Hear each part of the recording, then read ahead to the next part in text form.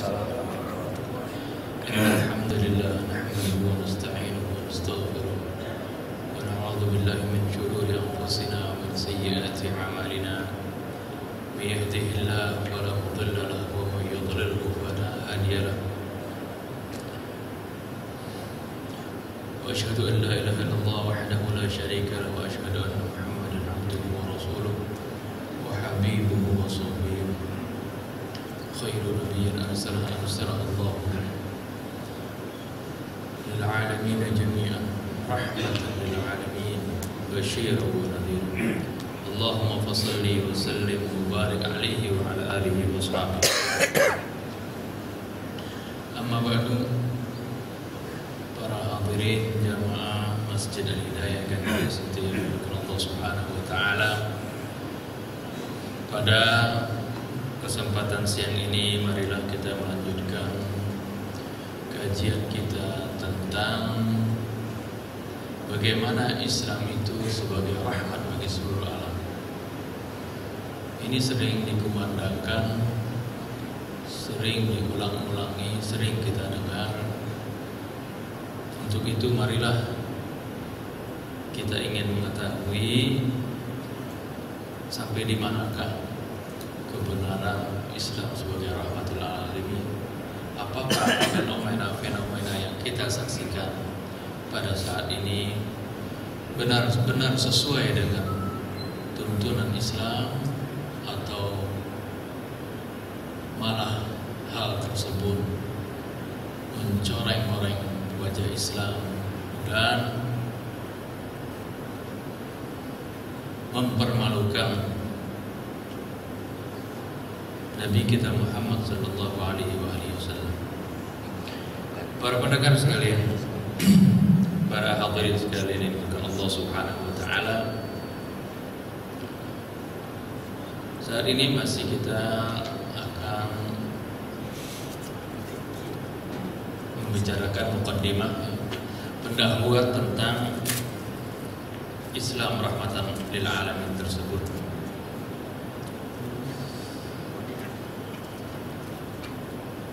Sebelumnya kita ingin melihat gambaran bagaimana kehidupan Rasulullah SAW. Ada salah satu hadis Nabi kita Muhammad SAW yang diriwayatkan oleh Imam Bukhari Muslim dan hadisnya muttafaqun alaih dari sahabat Abu Hurairah radhiyallahu anhu.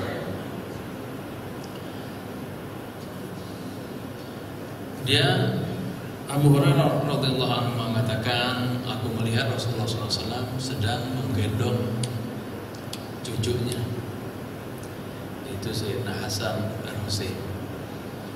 Sambil menggendong dan sambil menciuminya, menciumi kedua cucunya tersebut, karena beliau sangat menyayangi kedua cucunya dan mengatakan kedua cucunya adalah bagaikan anak beliau sendiri. Ketika beliau sedang mencium cucunya, di hadapannya ada juga seorang sahabat yang baru masuk Islam yang bernama Aqal ibn Habis. Dia seorang pemimpin kabilahnya. Dia lalu berkata kepada Rasulullah SAW, ya Rasulullah, saya di rumah punya ada 10 anak, satu pun belum pernah saya cium mereka. Rasulullah langsung melihat kepada Aqra bin Habis dan mengatakan, faman man la yarham la yurham. Barang siapa yang tidak ada rasa kasih sayang di dalam hatinya, tidak ada rasa rahmat di dalam hatinya, la yurham, orang itu tidak akan mendapatkan rahmat dari Allah Subhanahu wa taala. Ini rahmat, kasih sayang adalah merupakan jalan terdekat menuju keridhaan Allah Subhanahu wa taala. Kita juga mendengar hadis yang menceritakan ada seorang baghiyah dalam bahasa Arab, orang yang durjana, orang yang sering melakukan maksiat. Bahkan diriwayatkan di riwayat lain dia seorang pezina. Diriwayatkan dia sedang berjalan di satu padang pasir. Kemudian dia merasa haus. Ketika dia kehausan mencari-cari sumber air, akhirnya dia mendapati sebuah sumur. Lalu dia berusaha mengambil air dari sumur tersebut, ternyata cukup dalam. Artinya dia harus turun ke bawah. Maka dengan susah payah, karena dia sudah sangat merasa haus, dia turun ke bawah, turun ke dasar sungai, dan kemudian dia minum sepuasnya. Dia memuji Allah ya, karena dia sudah mendapatkan air yang dia dambakan, yang tadinya dia merasa haus. Kemudian setelah dia puas minum air tersebut, dia naik lagi ke atas. Naik ke atas. Ketika sampai di bibir sumur, dia melihat ada seekor anjing yang sedang kehausan pula, menjulur-julurkan lidahnya sambil menjilat-jilati batu-batu yang ada di sekitar anjing tersebut. Dia menjilati batu-batu karena kehausan, menjilati batu-batu yang berada di sekitar sumur tersebut. Orang ini kemudian mengatakan, "Ya Allah, ini anjing telah merasakan haus seperti yang aku rasakan tadi." Akhirnya dia turun kembali. Dia turun kembali. Bagaimana caranya dia membawakan air? Sedangkan kalau turun bawa naik ke atasnya susah. Akhirnya diambil sepatunya, dimasukkan air ke dalam sepatunya, kemudian sepatunya digigit, dan dia naik merangkak-rangkak ke atas demi memberi minum anjing yang kehausan tadi. Setelah sampai di atas, maka diberi minumlah anjing tersebut yang tadinya kehausan. Lalu kata Nabi kita Muhammad SAW, setelah menceritakan kejadian ini, sungguhnya Allah Subhanahu wa Ta'ala merahmati orang tersebut dan mengampuni dosanya, disebabkan karena rasa kasih sayangnya dia terhadap binatang. Kasih sayang terhadap binatang saja mendapatkan rahmat dari Allah Subhanahu wa Ta'ala. Kemudian sebaliknya, ada hadis Nabi kita Muhammad SAW juga mungkin kita pernah dengar, bagaimana Rasulullah SAW menyebutkan, "Dakhalatin imra'atun an-nar fi hirratin habasatha la hiya tut'imuhu wa la hiya tutliquhu ta'kulu min khashasil ardh." Ada seorang wanita, ya ini bukan berarti menyebutkan wanita ini mendeskripsikan wanita, tapi siapapun, pria sekalipun, tapi di hadis tersebut menyebutkan wanita. Ada seorang wanita nanti masuk neraka fi hirratin habasatha, karena disebabkan kucing yang dia kurung. Dia kurung, tidak diberi makan dan juga tidak dilepaskan. Artinya disiksa kucing ini sampai kucing itu mati. Disebutkan kata Nabi, dia masuk neraka karena itu. Ini karena tidak ada rasa rahmah di dalam hatinya. Ini terhadap binatang saja. Rasulullah SAW perhatikan bahwasanya Islam memperhatikan hal tersebut. Para pendengar, para hadirin jamaah Masjid Hidayah Al-Hidayah yang bukan Allah Subhanahu wa Ta'ala, sebelum lebih jauh kita membicarakan bagaimana rahmatnya Islam yang diturunkan oleh Nabi yang rahmah, Nabi yang penuh rahmat, penuh kasih sayang, kita ingin membahas beberapa istilah-istilah, beberapa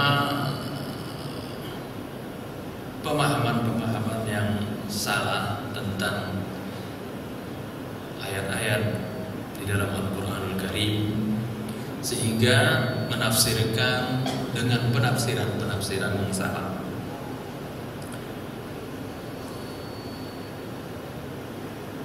Misalnya kita ketahui bahwasanya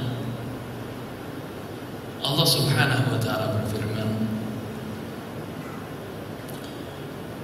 tentang bagaimana sifat kaum muslimin dan juga sahabat-sahabat Nabi yang beserta beliau dengan firman-Nya, A'udzu billahi minasyaitonir rajim, Muhammadur Rasulullah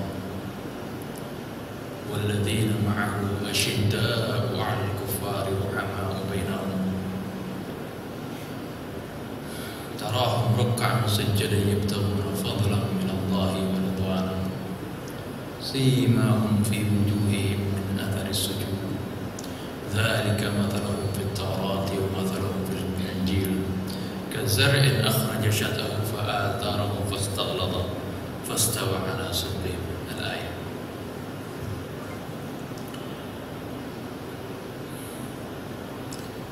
Yaitu yang artinya Muhammad Rasulullah, Muhammad adalah utusan Allah. Walladzina ma'ahu, dan orang-orang yang besertanya. Jadi orang-orang yang beserta Nabi kita Muhammad SAW.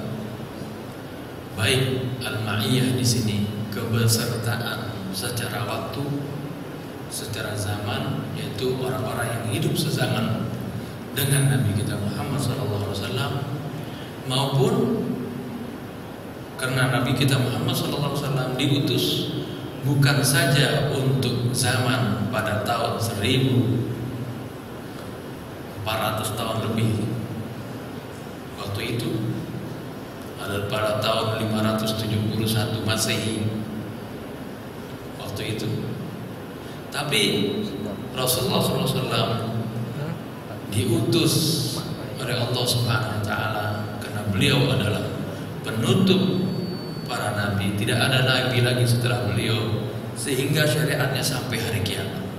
Sehingga pengertian walladzina ma'ahu di sini juga yang bukan saja dalam arti orang-orang yang besertanya dalam satu zaman, akan tetapi orang-orang yang besertanya di dalam syariat Islam. Jadi ini juga akan termasuk kita juga apabila kita benar-benar mengikuti syariat yang dibawa oleh Nabi kita Muhammad SAW. Bagaimana sifat mereka? Jadi kalau orang-orang yang mau dikatakan sama seperti perilaku dan sifatnya Rasulullah SAW, dan juga sama seperti perilaku sahabat-sahabat Nabi kita Muhammad SAW dan juga keluarganya, bagaimana sifat mereka? Asyidda'u 'alal kuffar. Mereka itu bersikap tegas terhadap orang-orang kafir. Di sini juga seperti yang saya tadi ungkapkan, banyak orang mensalah kaprahi arti asyidda'u 'alal kuffar, berseraku tegas terhadap orang kafir, keras terhadap orang kafir. Orang kafir yang seperti apa yang kita harus tegas terhadap mereka, ragu keras terhadap mereka? Itu orang-orang kafir yang memerangi dan memusuhi kaum muslimin. Bagaimana orang-orang yang kafir tapi mereka tidak memenuhi kaum muslimin? Di ayat yang lain Allah Subhanahu wa taala sebutkan di dalam surah Mumtahanah, Allah menyebutkan la yanhaakumullahu 'anil ladzina lam yuqatilukum wa lam yukhrijukum min diyarikum an tabarruhum wa tuqsitu ilaihim. Allah Subhanahu wa taala tidak melarang sama sekali sekali tidak melarang kalian terhadap orang-orang, ini orang-orang kafir yang tidak memerangi kalian, dan juga tidak mengusir kalian dari rumah-rumah kalian, antabarruhum, yaitu kalian berbuat baik dengan mereka, wa tuqsitu ilaihim, dan berbuat dan berlaku adil terhadap mereka. Ini tegas, batasan-batasan dari dalam Al-Quran sangat jelas. Siapa yang memusuhi kita, maka umat Islam diperintahkan untuk berlaku tegas dengan mereka. Tapi siapa yang berlaku baik pada kita, kita pun harus berlaku baik untuk mereka. Kita tidak perlu memusuhi mereka. Ini sikapnya kaum muslimin, sikapnya orang-orang yang bersama Nabi, dan ini praktek yang dipraktekkan oleh Nabi kita Muhammad SAW dan oleh para sahabatnya pada waktu itu. Asyidda'u 'alal kuffar rahama'u bainahum. Sehingga mereka biasa berinteraksi dengan orang-orang yang non muslim tapi tidak memerangi. Sampai-sampai Sayyidina Umar bin Khattab, pembantunya itu adalah seorang kafir. Sampai pembantunya kafir ini jujur, baik kerjaannya, sampai dia diajak Sayyidina Umar. Saya lihat kamu ini, dipanggil Sayyidina Umar ketika beliau menjadi khalifah. Panggil Sayyidina Umar, saya lihat kamu ini kerja kamu bagus, ya, kamu kelihatan baik. Maukah kamu masuk ke dalam agama, masuk Islam? Nanti kamu akan saya tempatkan di kedudukan yang lain yang lebih penting lagi. Karena di dalam kedudukan pemerintahan maksudnya. Terus orang si pembantunya tidak, ya, saya masih lebih senang kalau lebih cocok dengan agama saya. Terus saya nawar belum? Oh, salaman saya nawar. Ya, lakum dinukum waliyadin, bagimu agama. La ikraha fiddin, la ikraha fiddin. Tidak ada paksaan beragama. Padahal dia berada di dalam kekuasaan. Sayyidina Umar khalifah pada waktu itu, mungkin pada waktu itu. Tapi bagaimana berinteraksi terhadap orang kafir yang tidak memerangi? Nah, ini sekarang banyak sekali pengertian kufar di sini. Asyidda'u 'alal kuffar diartikan semaunya. Al-Quran bukan diikuti, bukan dijadikan imamnya, tapi Al-Quran, bagaimana ayat Quran ingin dibalikkan, bukan dijadikan imam, akan tetapi Al-Quran dijadikan makmum, diterjemahkan sesuai dengan kepentingannya, sesuai dengan golongannya, sesuai dengan madhabnya, sesuai dengan hawa nafsunya. Sehingga arti orang kufar di sini mereka masukkan di dalam kata asyidda'u 'alal kuffar ini semua orang yang di luar golongan mereka. Ini dalam bahasa Arab namanya at-tala'ubul fadfar. Arti suatu analogi yang ngawur. Analogi yang ngawur menggambarkan orang kafir semuanya orang yang di luar golongan dia. Termasuk misalnya orang di situ orang munafik lah, atau orang ahli maksiat, kan dimasukkan semuanya. Bahkan bukan itu saja, ya, orang-orang yang di luar golongan dia. Ini terjadi sekarang kan. Kita lihat bagaimana di Timur Tengah orang-orang yang tidak sejalan dengan membawa panji Islam mengatakan dialah orang yang terbaik, orang yang hanya dia yang Islam, ya, yang lain bukan. Dialah yang benar, yang lain bukan. Sehingga siapa saja yang tidak sejalan dengan mereka diintimidasi, disiksa, dan bahkan dibunuh. Ini yang kita saksikan banyak. Ini namanya penafsiran, menjadikan Al-Quran, ayat-ayat Al-Quran yang begitu jelas. Apabila kita jadikan Al-Quran ini imam, ya, sangat jelas tuntunannya, sangat toleran, sangat rahmah bagi seluruh alam. Bukan bagi kaum muslimin saja Islam itu rahmah, tapi bagi seluruh alam. Wa ma arsalnaka illa rahmatan lil alamin. Jadi tadi kembali kepada ayat tadi, asyidda'u 'alal kufar, artinya berlaku tegas terhadap orang kafir. Orang kafir siapa ya? Kita harus berlaku tegas dan keras terhadap mereka. Sudah jelas diterangkan tadi dalam surat Al-Mumtahanah. Jadi bagi mereka yang memerangi kita dan musuh kita, kita harus tegas menghadapi mereka. Tapi sebaliknya, mereka itu orang-orang yang bersama Nabi kita Muhammad SAW dan Nabi kita Muhammad SAW sendiri, ruhama bainahum. Ruhama ini bentuk jamak dari kata rahim. Rahim artinya sangat kasih sayang.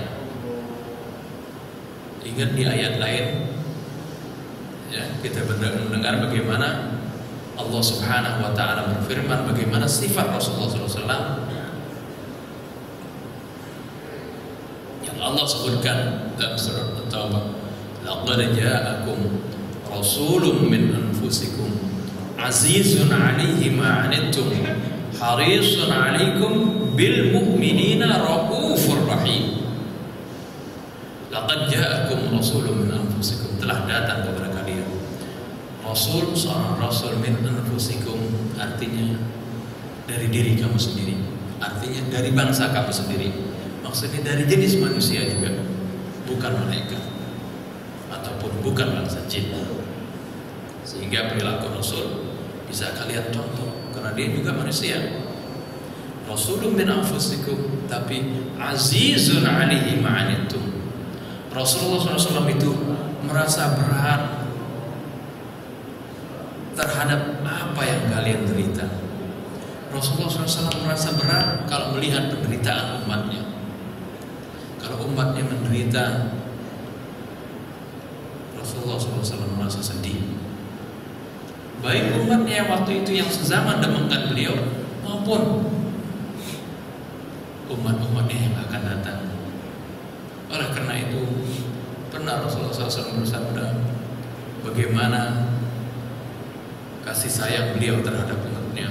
Barang siapa yang meninggal, katanya, kemudian dia mempunyai harta, maka hartanya silahkan diambil oleh ahli warisnya. Akan tetapi barang siapa yang meninggal, kemudian dia meninggalkan hutangnya serahkan kepada saya yang akan membayar. Itu saking perhatiannya Rasulullah SAW. Tidak mau umatnya itu menderita. Azizun 'alaihi ma 'anittum harisun 'alaikum, sangat berminat alaikum terhadap kalian, sangat berminat untuk menyelamatkan kalian. Rasulullah SAW berjuang, berdakwah dengan susah payah, dengan jiwa raganya, lapar, haus, sakit, semuanya dilalui, kesulitan, berbagai kesulitan dilakoni. Itu untuk menyelamatkan umatnya, demi memberikan bimbingan umatnya. Apabila ada umatnya yang menentangnya, yang mencemoohnya, bahkan minggu lalu kita sebutkan bagaimana ketika hijrah ke Taif, dimusuhi, disakitin, diadili, ditipukin, dipukuli sampai berdarah-darah. Beliau tidak ingin membalas. Beliau tidak marah. Bahkan mendoakan agar supaya jikapun mereka itu yang memusuhi waktu itu, yang menganiaya beliau, tidak masuk Islam, Rasulullah berharap ada keturunannya nanti yang akan masuk Islam. Jadi tidak beda sekali kalau kita lihat sekarang bagaimana ada golongan seperti yang kita lihat di Timur Tengah. Apabila ada golongan yang lain yang mereka dalam pandangan kelompok tersebut sesat, dibunuh, dibom, dimusnahkan karena dibilang mereka ahli bid'ah misalnya. Bukankah kalau orang sudah mati maka tidak ada harapan lagi dia akan bertobat, tidak akan ada harapan lagi untuk memperbaiki dirinya.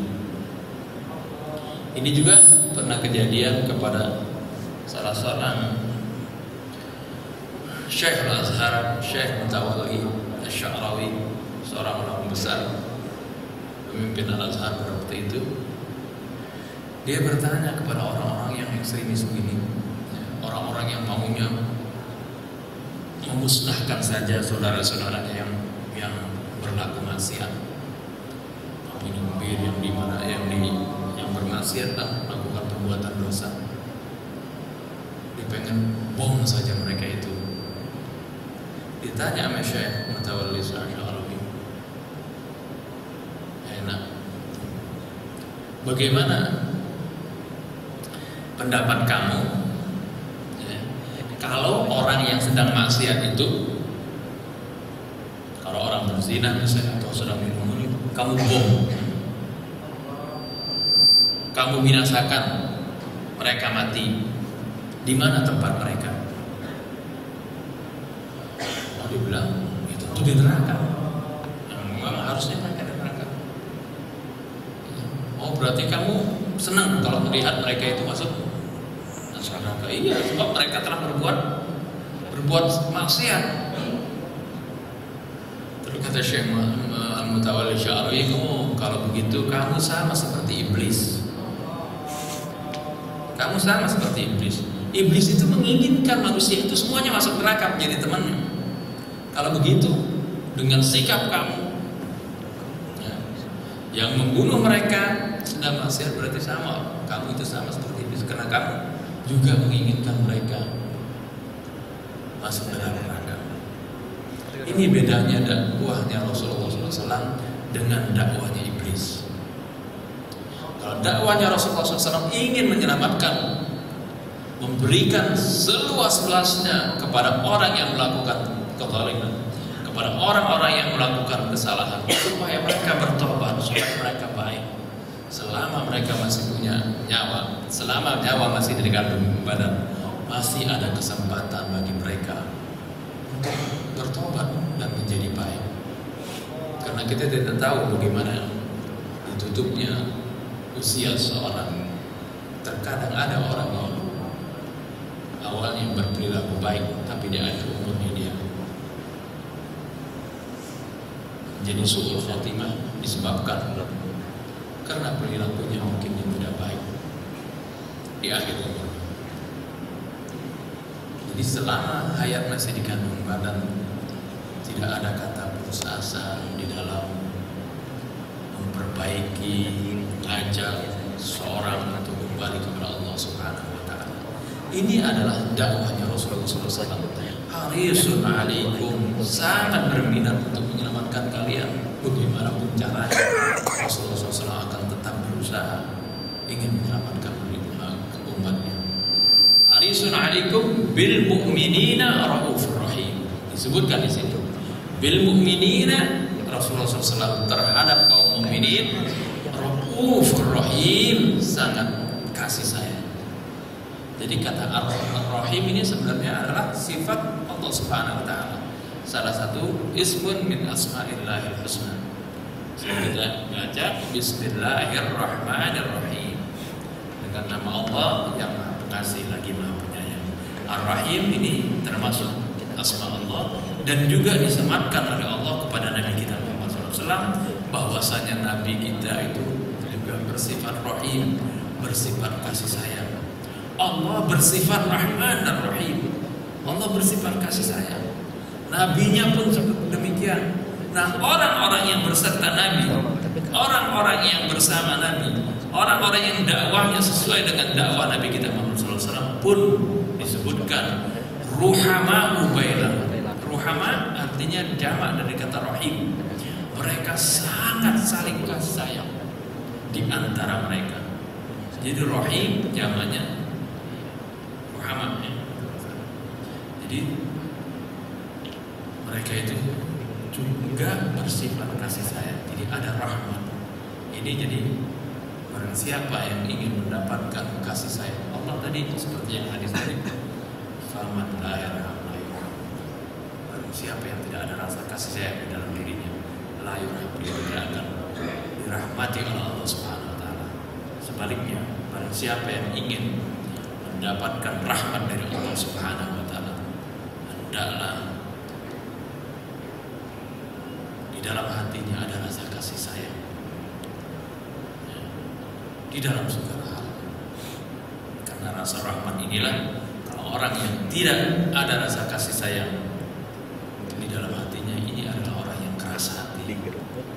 Kalau orang yang keras hati itu jauh dari rahmat Allah, sulit nanti mendapatkan syafaat dari Nabi kita Muhammad SAW. Nah, ini pengertian ini. Jadi bagaimana sifat Rasulullah SAW dan juga sifat sahabat-sahabat beliau, keluarga yang mengikuti jalan dan sepak terjang beliau, senantiasa mereka itu asyidda 'alal kufar, lalu tegas, lalu keras terhadap orang-orang kafir. Siapa orang kafir itu juga diterangkan tadi dalam surah Al-Mumtahanah, dan juga tidak diartikan orang kafir itu dengan artian sesuai hawa nafsu sebagian golongan, sesuai kepentingan sebagian golongan yang mengartikan secara ngawur arti daripada al-kufar tersebut. Nah, ini